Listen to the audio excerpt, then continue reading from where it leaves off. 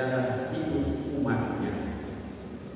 Karena itu maka Allah itu selalu berbicara dalam seluruh peristiwa hidup manusia, baik dalam suku, marah, susah maupun senang. Allah selalu ada di sana.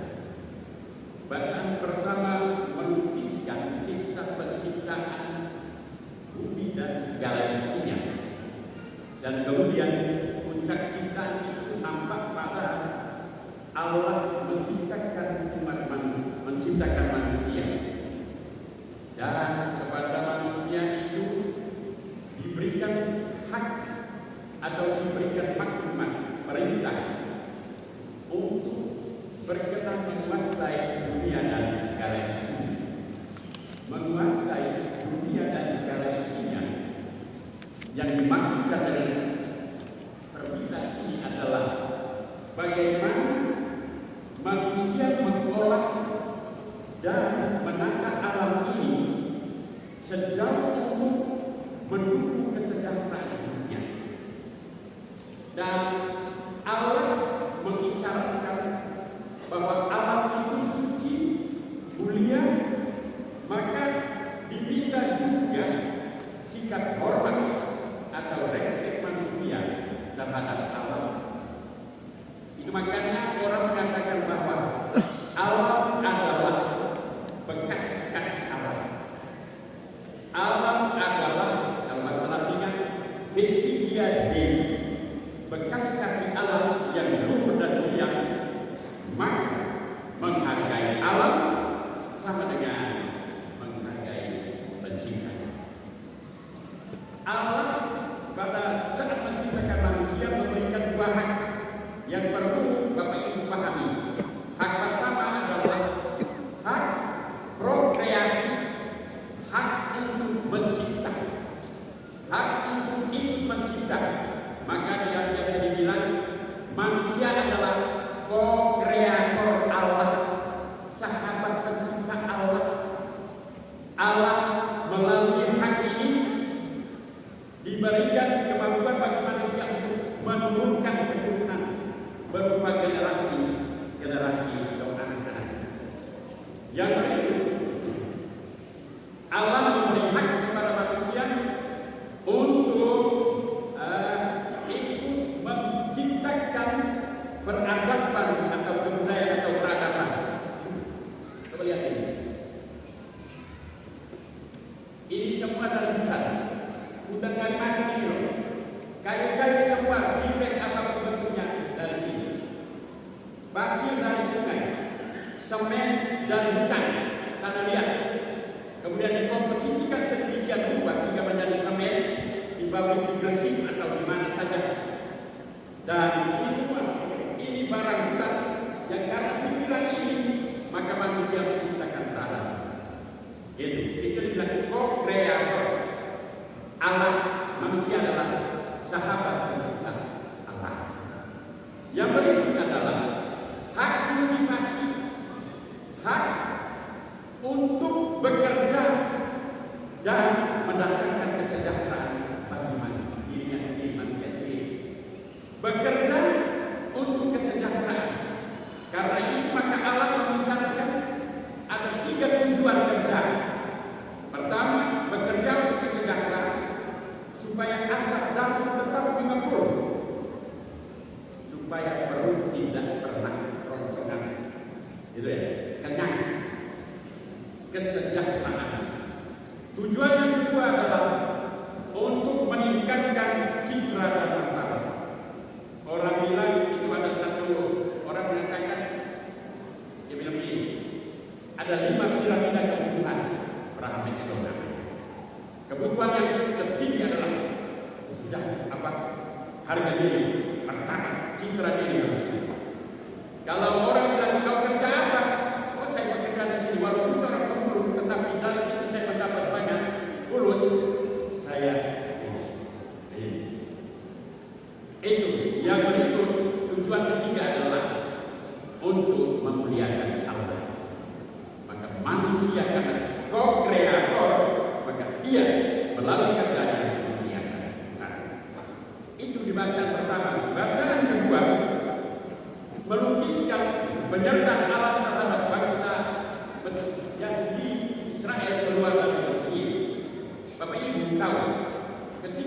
Musa dipanggil untuk menghantar Israel keluar dari Mesir menuju Kanaan, waktu itu Musa di Midian. Diminta Tuhan pergi, Tuhan dia bilang, tak bisa lah, saya nggak bisa, saya tidak tahu bicara apalagi aku buronan. Bagaimana mungkin aku pergi hantar mereka saya supaya didorong oleh Firaun? Tak bisa. Allah bilang pergi, aku perintahkan kepadamu, aku menyertaimu, jangan takut. Musa pergi dalam kelatahan atau kata-kata keterbatasan dirinya, ia menghadap pendek kata, akhirnya Israel dibawa keluar menuju Kanaan. Berapa tahun? 40 tahun. Bukan gampang menyusuri berbagai macam gurun yang begitu jauh lagi, tentu penuh dengan berbagai macam binatang liar, ular dan sebagainya. Selama perjalanan tahu kan, orang Yahudi komplain terus, komplain tentang air yang asilah, tentang makan yang tidak lagi ada lauk, lalu kemudian komplain tentang roti yang sudah kapang dan lalu ini dan macam-macam. Sampai dibawa ke Sinai, jalan itu mereka komplain. Diampuni, dimaafkan, komplain lagi. Diampuni, dimaafkan, komplain lagi. Maka orang Israel oleh bapak-bapak gereja dalam pikiran mereka, refleksi mereka dikatakan, bangsa Israel adalah tipikal pelacur yang selalu dibuktikan. Bahasa mereka kasta meretrix, pelacur yang selalu dibuktikan.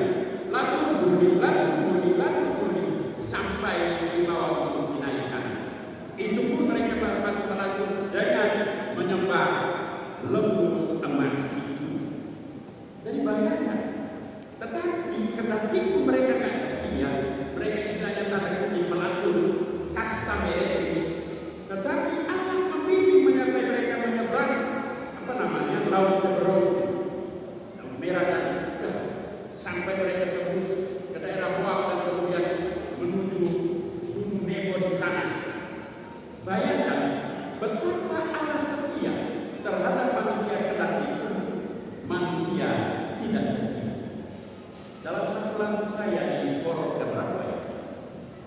Keempat ya, kalau Bapak Ibu sudah pernah dapat sini saya tulis tentang ini, kesetiaan Allah terhadap manusia walaupun manusia tidak setia.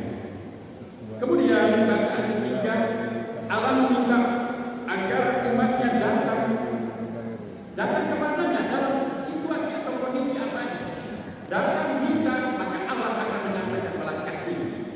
Yang penting ketika kita datang, kita senantiasa memiliki kerinduan yang mendalam, harapan yang tinggi terhadap bantuan dan rahmat Tuhan. Allah akan mengampuni setiap orang yang kena dosa yang sangat tinggi dalam Tuhan mengampuni. Sementara epistola Paulus mengajak jemaat di Roma agar sadar bahwa Kristus telah mati demi keselamatan manusia. Bapak Ibu, Paulus itu menulis kepada jemaat di Roma yang tidak bodoh-bodoh waktu itu. Orang Roma sudah tinggi. Mereka budaya tinggi sekali, hampir sama dengan budaya Mesir, budaya Cina, budaya Sumeria, budaya Aztec di Meksiko sana. Itu sudah budaya yang tinggi.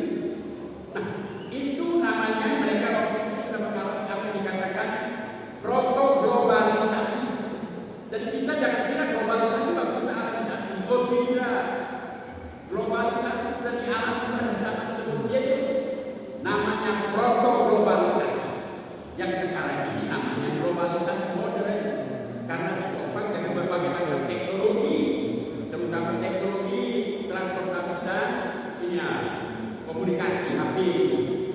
Yaitu, maka orang Roma sudah berpikiran maju. Paulus mengatakan, walaupun kami sudah lama di dunia, hidupmu, kami sudah maju ke kawasannya.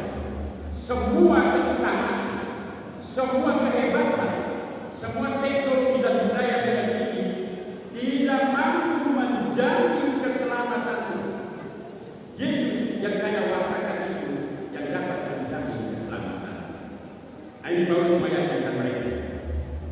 Lalu dalam Injil suci kita lihat, kita dengarkan bagaimana ketika Maria Magdalena dan Maria Yakobus dan Salome mereka ke kuburan ke sana, dan di sana mereka bertemu dengan seorang anak muda.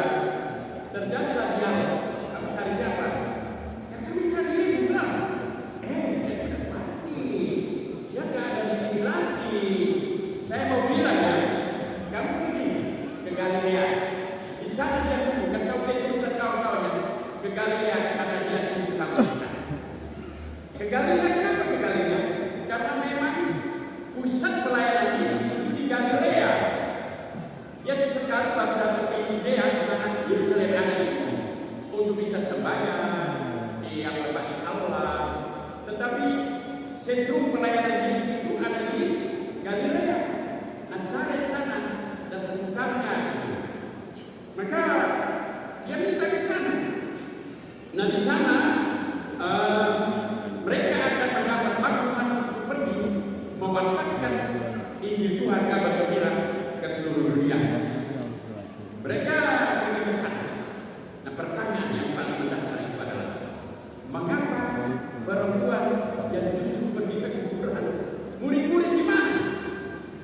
Nah, laki-laki ini yang katanya satria hebat, Petrus yang kalau ngomong itu ngerocos, tapi kok dia nggak ingat untuk pergi ke kuburan. Dia tidak pergi ke sana.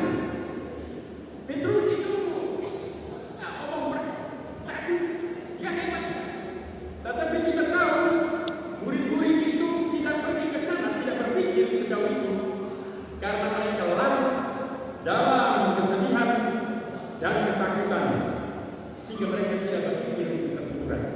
Jadi ketakutan itu mengkerangkeng mereka, mengkerangkeng atau apa ya, melihat mereka, sehingga mereka tidak berani ke sana. Ya kan?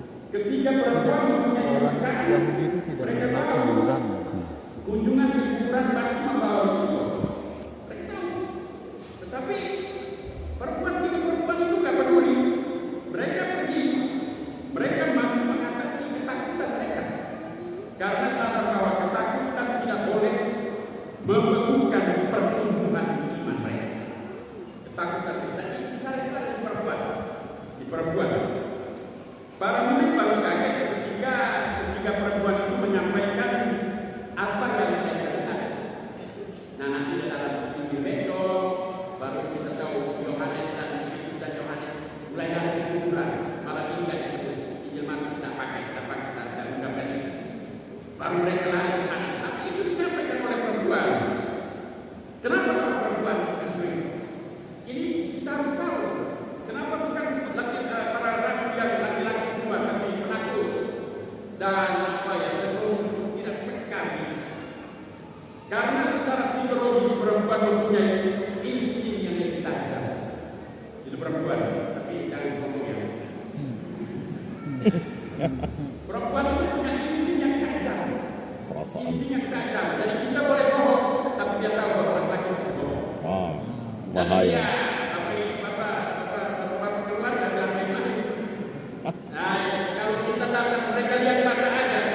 Kalau bapak mulai bohong, mereka tahu mantannya ada di sana. Maka bapak berbicara dan mereka di sini mereka takkan something wrong inside dalam diri suaminya. Perempuan punya ketahanan psikis yang lebih kuat. Kalau kita membandingkan keseharian anak sudah terpegang, ibu-ibu jauh lebih berat.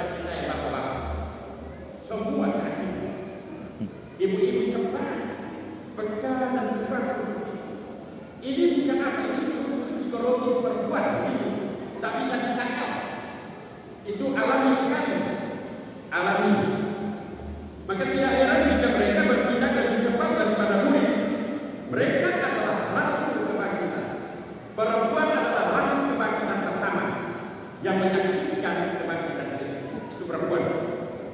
Mereka lah yang membawa kabar gembira kepada para murid, sekaligus menyampaikan supaya para murid cepat ke Galilea. Nah, di Galilea lalu para murid akan bertemu dengan Yesus, dan kemudian Yesus akan mengutus mereka untuk berani pergi kemana-mana dengan siap berkorban pikiran, berkorban perasaan, berkorban waktu, berkorban hati, diutus kemana-mana untuk menjadi misionaris kabar gembira. Kebangkitan kalau itu memberi inspirasi dan dorongan bagi kita semua, terutama untuk berani menjadi rasul kebangkitan. Apa artinya? Menjadi rasul kebangkitan di sini artinya sebagai orang Kristen, orang Katolik dikatakan harus berani berbicara tentang apa ya? Kebangkitan Yesus, iman kita. Orang Katolik itu harus berani untuk bisa menyatakan itu. Maka di restoran jangan lupa ini atau pakai semuanya, lalu doa singkat, berdoa, doa jangan panjang-panjang. Saya kalau memberi retrek itu para pimpinan, para pastor atau dokter-dokter atau apa, saya bilang doa bukan banyak ada dosa. Doa bukan doa kasual, doa sederhana. Bahkan kadang saya bilang ini, kalau engkau mau berdoa sambil mengangguk doa itu adalah doa. Karena ketika engkau mengangguk nafas masih tarik, masih menarik nafas itu engkau masih hidup, dan itu doa. Itu satu Efraim dari Syria yang mengatakan begitu. Itu tidak berarti tidak boleh berdoa, bukan. Tapi bahwa kalau engkau sampai doa sampai tiduran dalam hidup adalah doa. Menurut satu Efraim dari Syria. Karena itu doa harus disiapkan. Allah putra dan putri. Bapak yang Maha Baik, aku akan pergi ke Thailand hari ini. Saya tahu bahwa antara berangkat dan pergi selalu ada kemungkinan itu bisa baik bisa celaka. Sertailah aku supaya tiba di sana dan selamat. Tapi itu akan masih sulit. Begitu. Kemudian kebangkitan memberi inspirasi karena hati itu saling mendukung antara kaum perempuan dan laki-laki dalam menjalankan misi kerajaan Allah di lingkungan di gereja, terutama di keluarga. Karena keluarga adalah eklesia domestika, gereja kecil di mana suami istri bapak ibu mengajarkan kepada anak-anak 3 nilai dasar. Pertama, 3 pendidikan dasar, yaitu pendidikan etika, moral, dan spiritual. 3 ini harus tanam. Kalau 3 ini kurang, anak-anak besok, maaf ya, akan dididik oleh teknologi dan perkembangan. Kalau 3 ini sudah dalam, kita suruh mereka kemana saja, kita katakan kenapa? Mereka sudah pikir etika, moral, spiritual. Yang ilmu dan formula-formula pengetahuan yang lain itu tambahan yang membutuhkan sejarah. Ini yang orang-orang tua seringkali keliru.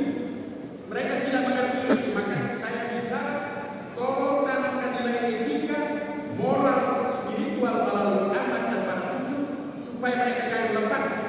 Ingat kemarin saya bilang orang tua sekarang adalah orang tua yang